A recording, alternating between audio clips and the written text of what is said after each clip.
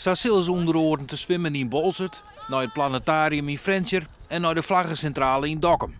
Waar of geen waar. Het begon van de morgen met het inpakken bij de squallen in Tersool.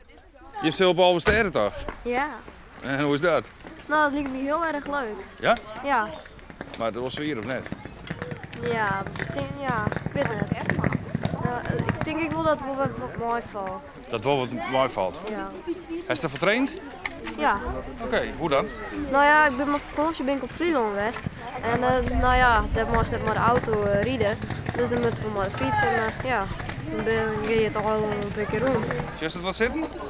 Een klein beetje.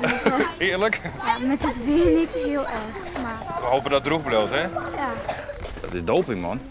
Ja, eigenlijk wel. Ja, het mooi wel. Je hebt het wel adviseerd. Adviseert zelfs. Ja. Betrapt. Ik heb van hem al heel veel zoeken hier tegen. Er is een soort zoeker in de tegenwoordig. Dus ik ken er wel eens van. Ja, daar vlucht die 50 kilometer samen voorbij. Ja. Zie je het wat zitten? Nee. Het is 84, hè? Nou, zullen het beste voor mij. Ja, dat zoek maar door, ja. Roos is de helft van 2003, dan net. Neem ik je een fluffetje? Hoi, kom los!